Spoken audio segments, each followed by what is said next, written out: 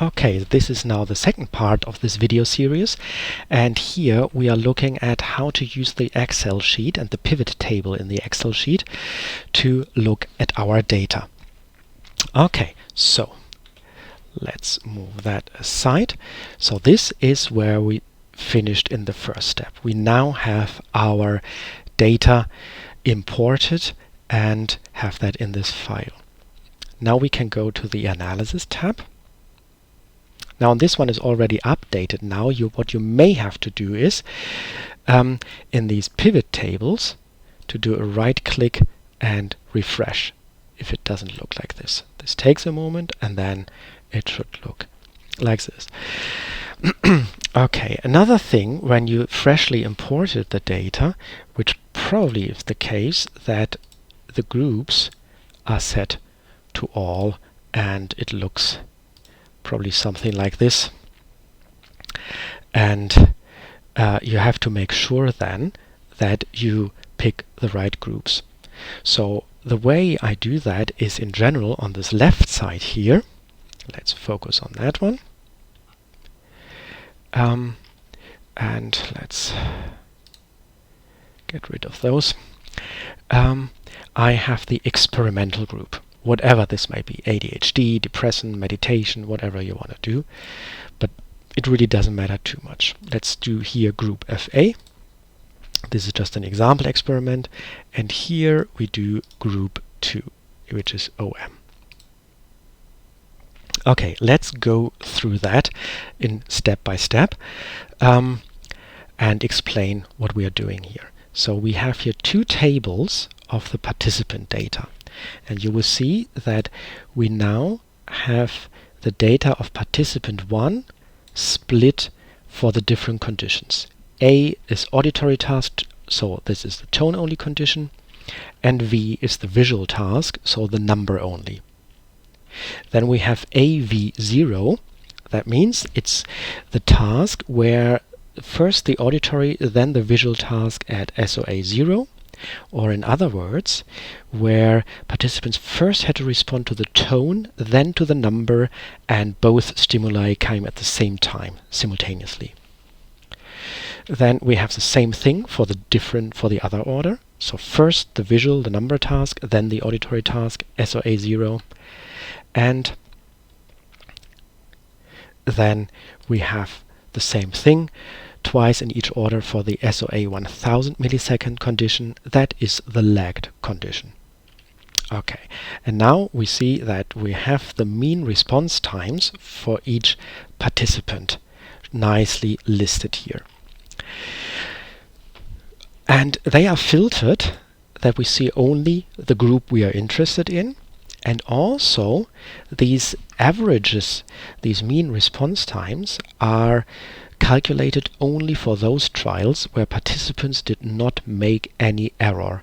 So I have a variable in this raw data sheet, when we go back here, which says total error, which is somewhere here, which is 0 if the trial was correct and becomes 1 if the participant makes any type of error.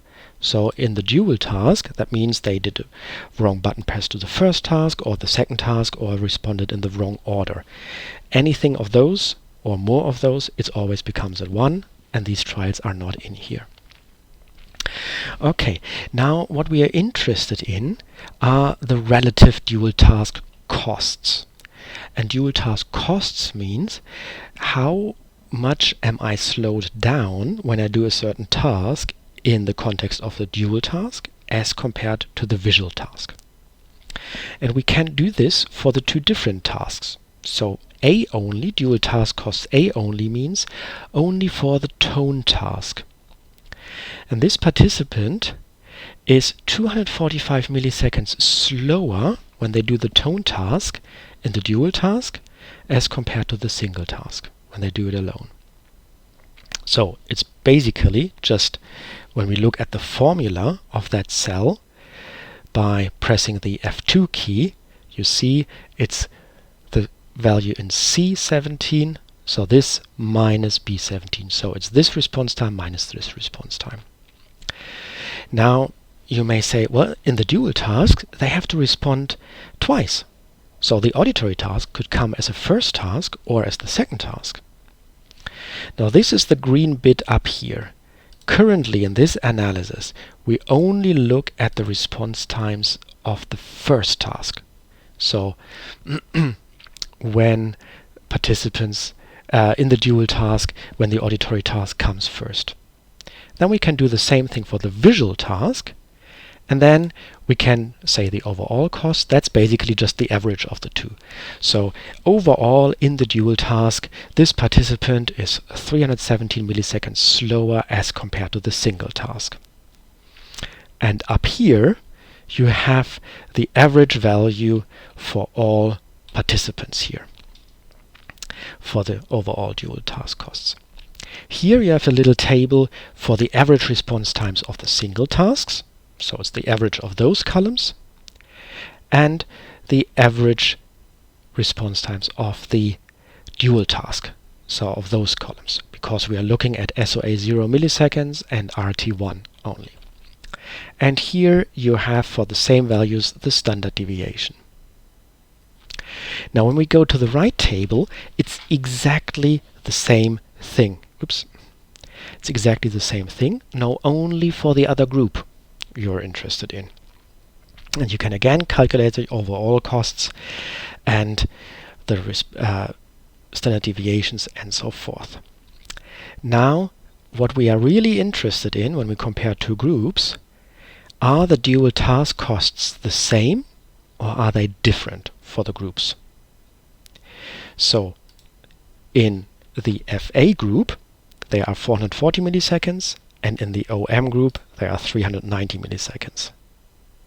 And this difference is shown here as overall and separate for A and V only. It's 49 milliseconds, which is this group faster. Is that significant statistically? For that we can calculate a t-test on these two columns and compare that against each other, and you get the p-value for that. The p-value is 0.43, so it's not significant because it should be smaller than 0.05. So this is a very quick thing how to identify whether you have a significant finding or not.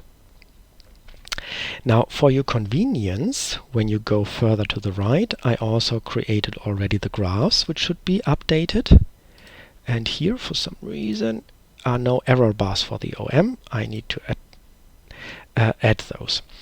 So what you see here is the graph which also demonstrates the design. Here are the response times, the single task for each group, and the response times in the dual task for each group. So it looks like the FA group is slower than the OM group. Okay. Now when we scroll further down here, you see that more and more analyses are coming. And the green header tells you every time what it's all about. It's now basically the same as above, but for the dual task we are now looking at the long SOA. So when we look how the costs are calculated, we use now this condition instead of this one.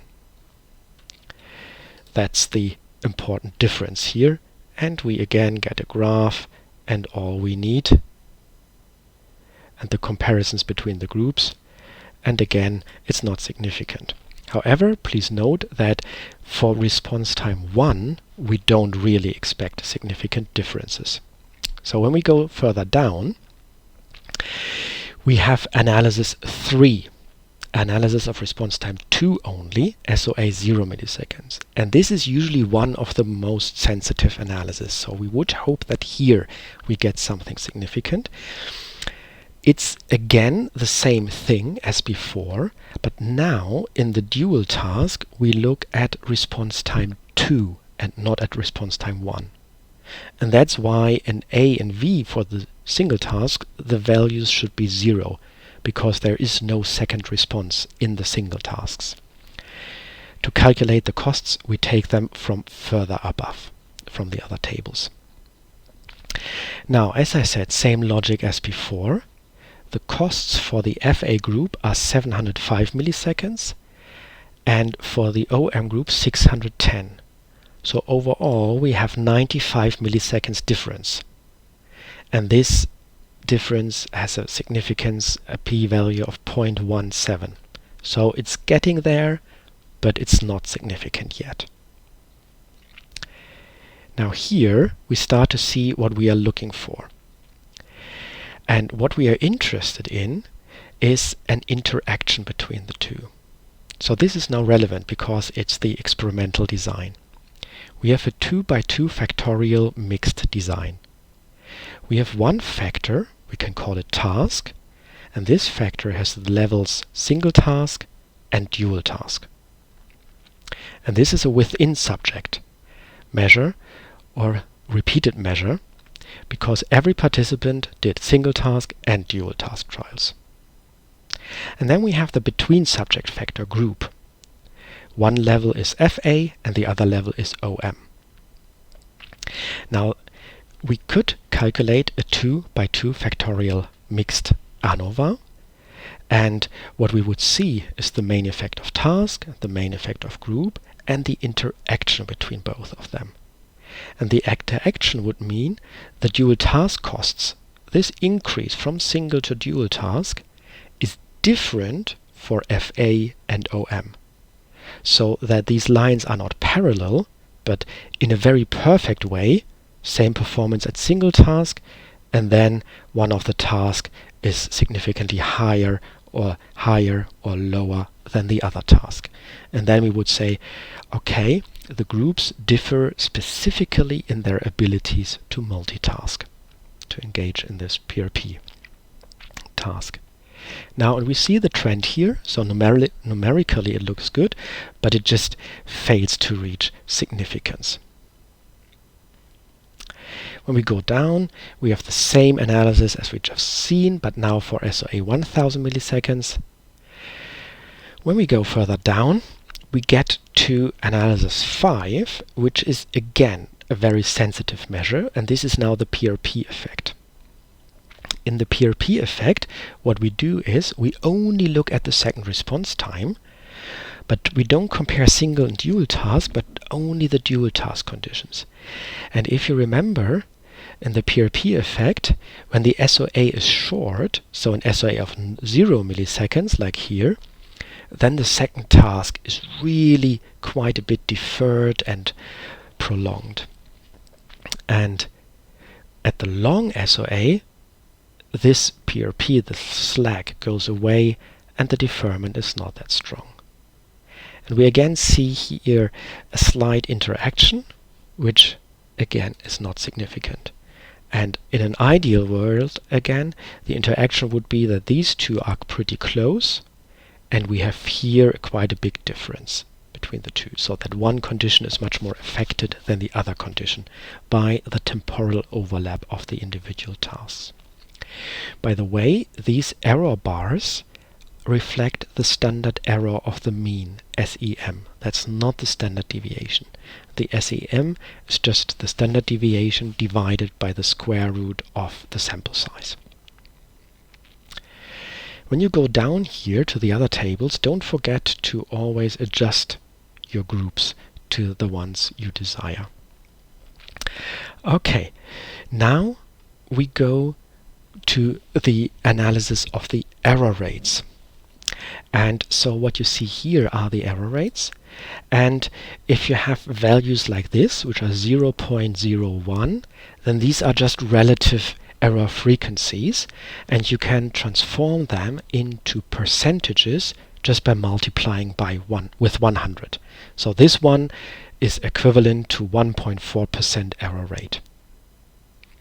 Now we have exactly the same type of analysis as before, and we see how that behaves,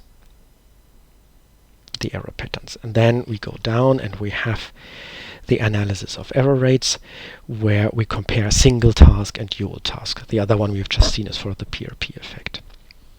Now, as a ground rule, if you report an analysis of the response times, you have to report the equivalent analysis of the error rates as well, like in this one. The reason for this is that we have to make sure that the differences in response times are not due to a speed accuracy trade-off.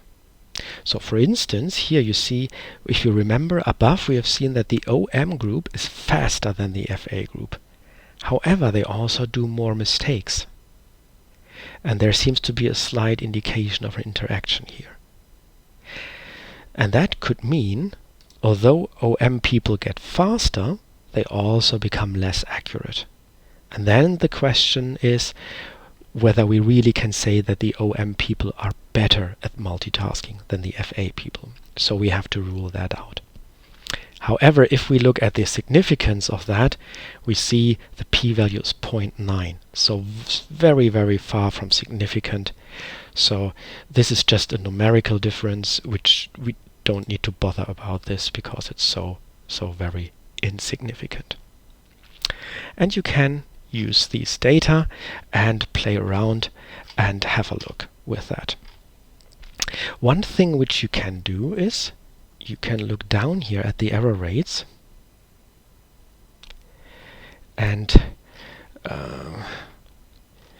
let's go down here and look at participants and exclude people who have too high error rates.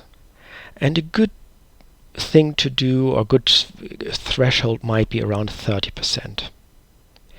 And only look at the conditions which are relevant to you. So if you never really are interested in the long SOA, don't look at those ones and kick people out because of this. But for instance, this person, participant number 12, has 66% error rate in the AV0 condition.